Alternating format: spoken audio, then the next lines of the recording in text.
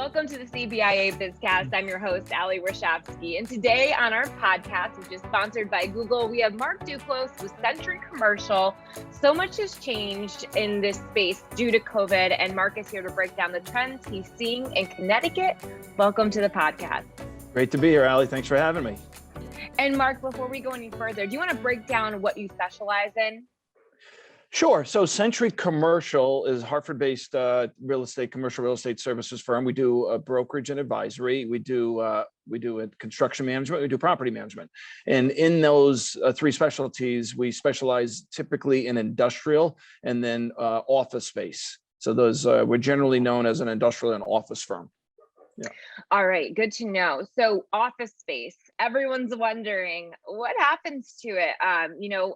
Until 2020, pretty standard. People were building their businesses or moving, and they wanted these big offices because they had employees, and the hybrid or remote work model wasn't as popular. Of course, now we have that. What are bigger businesses opting to do now with their space or as they look for new spaces? Yeah, I think so. So COVID was a great accelerator, right? So I think if you're looking pre-COVID, a lot of those things that are going on right now were actually in motion before COVID. You saw some large insurance firms. I could think of Aetna specifically playing with that kind of work at home concept. And people argue whether it worked or it didn't work. And yes, they probably brought some people back into the office and things like that. But that showed that they were playing with the idea. And I think a lot of firms are playing with that idea. COVID forced them to really deal with that idea and accelerate the decision process, right? I'm not sure that the hybrid model was all that popular of a model. So it was either kind of a work from home or you worked at the office. And now the big word is hybrid. Certainly we're in a market where big footprints, because of the financial and insurance and real estate world, we're kind of strong in that what they call FIRE industry here in the region. With big footprints, those big companies are making decisions. And there's no question. Listen, if you look at examples like the Hartford and them closing their 500,000 square foot facility office up in Windsor and moving it back downtown and sending some people home, it's tough to argue that that's not where these companies are leaning, is to really reduce their footprint and leave a lot of vacant space on the market, unfortunately. And with these vacant spaces, who's going after them? I read an article that said that some smaller businesses actually now have the opportunity to get an office space where they might not have before because prices have dropped, because landlords want to fill these spaces to get some type of revenue from someone. Is that what you're seeing? Not so sure about that. Okay. I'm a small firm, right? So we're a small firm, and we moved during COVID. So we moved from 2,500 square feet to 5,000 square feet. We did not have a difficult time finding 5,000 square feet. So I think those smaller spaces have always had a certain limitation of the number of units, but you have been able to find them. So really, I wouldn't go from 5,000 square feet or 4,500 square feet and all of a sudden pop up to 25 to 30,000 square feet just because it became vacant, right? A footprint. Yeah. So I think these landlords are really dealing with number one, so the small companies, I think those companies tend to be just keep moving along, and we'll probably talk about a little later, but kind of kicking, if I was unsure where I was going, I'd probably kick the can down the road, short-term lease, and just keep moving. Probably wouldn't downsize if I was looking to downsize, because how much can you downsize from 4,500 square feet? But conversely, I'm probably not looking at taking advantage of that, the Hartford as an example, as an opportunity, because you look at the spaces up at the Hartford, the MetLife building, which they call the Atrium now, Pigeon Hill Road, the old Aetna building, and those are huge blocks that I'll never take. I think those landlords are coming to terms with some big decisions, like what do you do with this building? Do you turn it into a multi-use building? Do you take it down? I think there's some real cases to be made that you take it down and you redevelop the site entirely.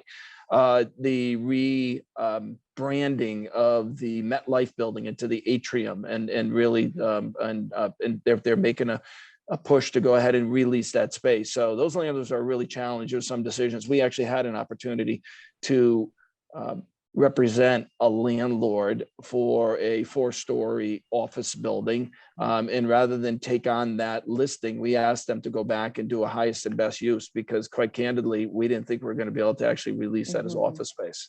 Yeah.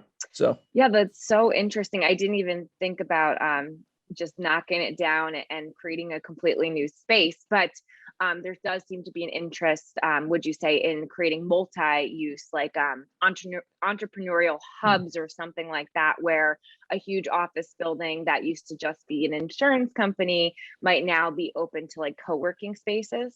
100%. Yeah, absolutely. Okay. So it's such a great point. So, right. So you look at those footprints and you start saying, let's break them down into multi-tenant, where before we were just leasing out big footprints. Now you're leasing out the multi-tenant. Yeah. And listen, when we went into COVID, they thought that was going to be the death of co-working, right? Everybody points to WeWork and WeWork, the death of WeWork, which actually almost happened, but actually they came back. Actually now co-working space is actually a real viable option, because I think everybody's not so worried about being 6 feet from each other or even more. Co-working's become a real viable option again. So we've seen that theory go away, and I think you're right, people looking at subdividing spaces and making it work. Yeah, just a place that can be expensive too. That can be expensive too, right? Yeah, I'm sure it is. Do you see, on your end, certain types of businesses or industries? I know you represent a lot of the industrial space that seems to not, like, they're still seeking there hasn't really been a lull. I'm not sure if COVID accelerated some industrial space areas because people, one, needed more space between their workers to create their product, or new products came to light. Like all of a sudden we needed a lot more PPE companies and they needed to invest in properties. Have you seen any booms? Well, as we went into COVID, so I always say, listen, as we went into COVID, everybody kind of buckled down, right? So I remember it was March 13th the March 14th, and all of a sudden of 2020, and everyone was like, oh my goodness. And I remember me going, oh my God, what are we going to do? The company look out, the world shutting down.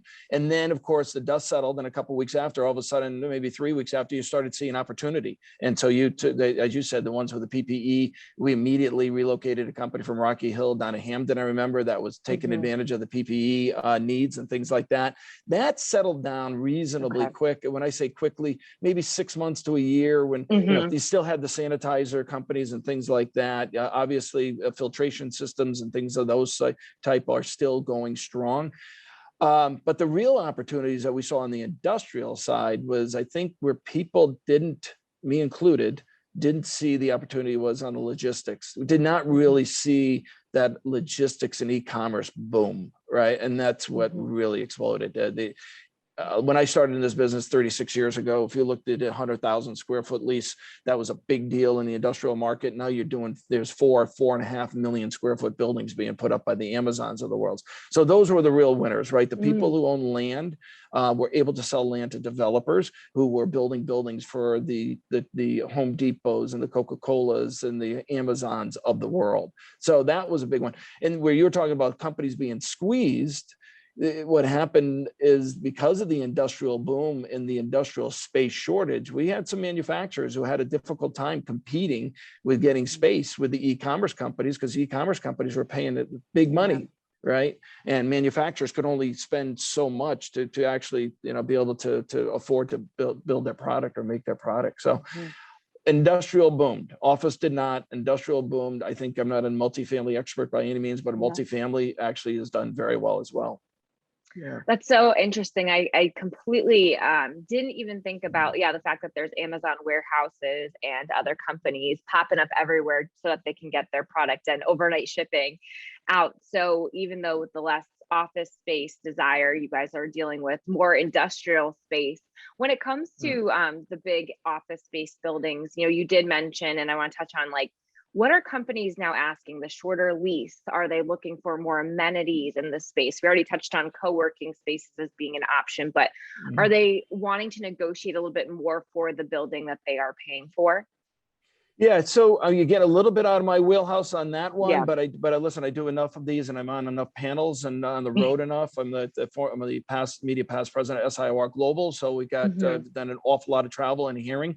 We've got Larry Levere here in our office that represents, so I get a lot of feedback from him on what's going on in the office market.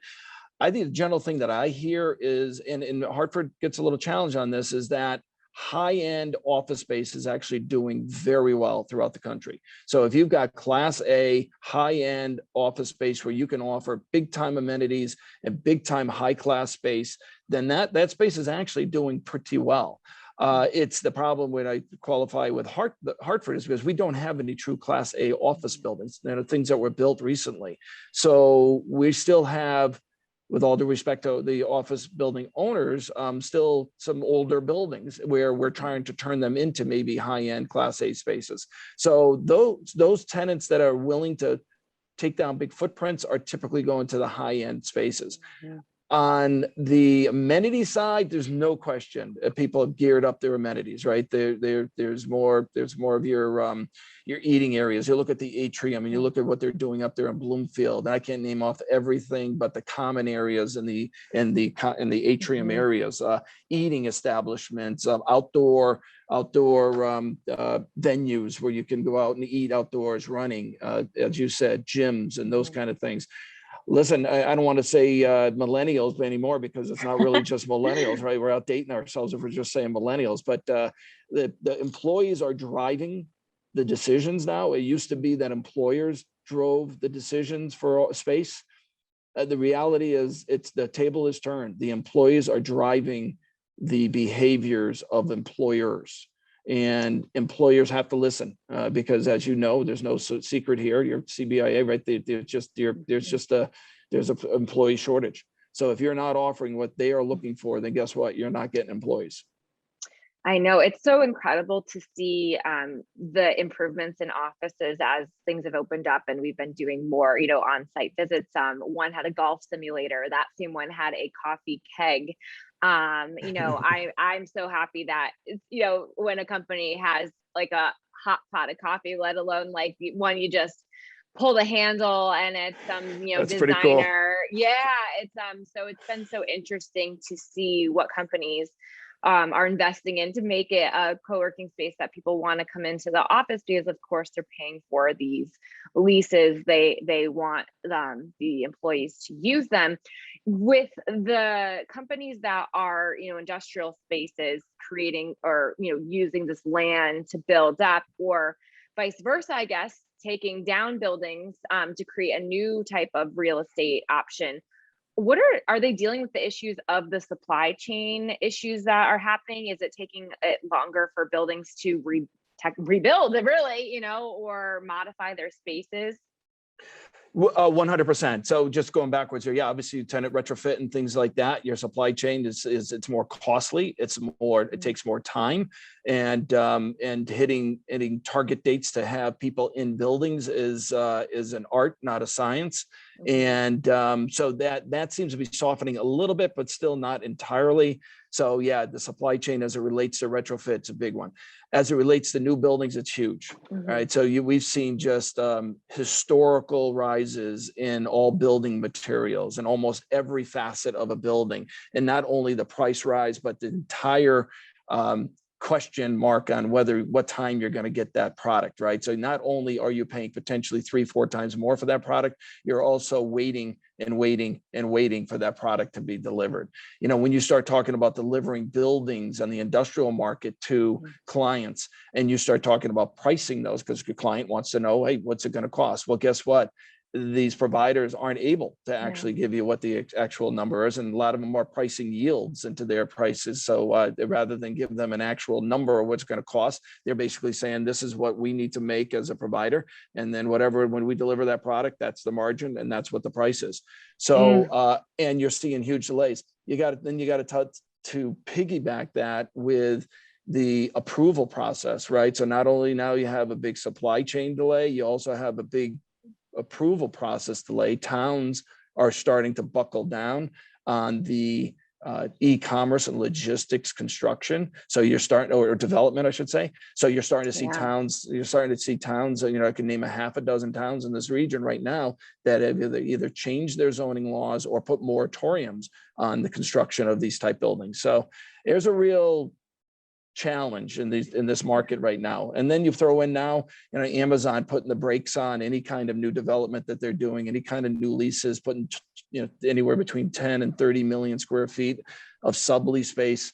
That's starting to change now too. And how does that affect? Is the user now starting to slow down, and are they going to take these buildings that are being built? So, and I don't know, then you throw in the economy, right? And the economy, Right. so it's a challenge, but supply chain is and will be for a while a challenge. Yeah. And, I know you primarily deal with the Hartford area, but are there any towns or areas in Connecticut that you kind of see a commercial real estate boom? And we deal, the Windsor area was seeing a lot of warehouses for a little bit, but that might just be from the articles I read. That might not be necessarily 100% fact. Yeah, and I think as a general statement, us dealing mostly in the Hartford area is probably true, but we do deal all over the state of Connecticut, with the exception of Lower Fairfield County and up into Massachusetts. Windsor was number one logistically; it works very well, and it had land, right? So it was a land-rich town. Land-rich towns that are well located are going to do well, and certainly Windsor was one of those. South Windsor is one of those. East Windsor, Enfield more specifically than East Windsor. So you look at what the Winstanley Enterprises is doing up in the Windsor area, and they were the driver of the ABB developments down on Day Hill Road. That land is starting to dry up. So we did the Amazon deal up in Windsor near Bradley International, and across the street they built 2 more big buildings. Well, there's not a lot of parcels like that are available anymore. So now you're going to start seeing, if the logistics boom keeps going, then it's going to keep moving from the core, right? And because that's typically where you have more land. The problem with that, a lot of those parcels aren't approved, and they have challenges, and the infrastructure for some of these towns just isn't great. So if you're going to pick out towns, certainly Windsor, Enfield, South Windsor, Rocky Hill to a certain extent, for this greater Hartford area have done very well. Wallingford, we just did a 150,000 square foot lease down in Wallingford. Wallingford's a very tight market, and but now Wallingford has also put in a moratorium for development. So who knows what happens there? Oh yeah, it's a fun world. I know a lot of avenues to navigate. It's from the outsider, you just think you do this, you get it sold, whatever, but that's not the case clearly, and especially with commercial real estate. So, we've been asking a lot of our guests to answer this question, because you mentioned some of the challenges. For example, we were speaking with Bishop's Orchard, which will be an upcoming podcast, and they were speaking of permitting issues with farming, et cetera. But what would help Connecticut, I should say, become a better state for business, like real estate? Oh boy, that's a loaded question. Got a couple hours? Listen, I generally am a fan of Connecticut, so I'm not a cynic of Connecticut. I think Connecticut's done a lot of good things, and I think a lot of companies. We're not for everybody, right? Yeah. So as I say, if you're a widget manufacturer and you're thinking of Connecticut, there's no reason to be here. We're not a low price state, low cost state. One challenge I do have with Connecticut is a little bit what I was talking about just before, which is kind of a NIMBY attitude. So not in my backyard. One thing that developers and one thing that companies want is they want consistency, even though they might argue or be challenged by your rules. They want those rules to be set, and they want it. Once they know the game, then they'll go play it. When you start moving the field goal post, when you start moving the rules, that's when it becomes real difficult. And we have seen the field goal post move, and we've seen the rules move as the logistics side of the business started to get bigger.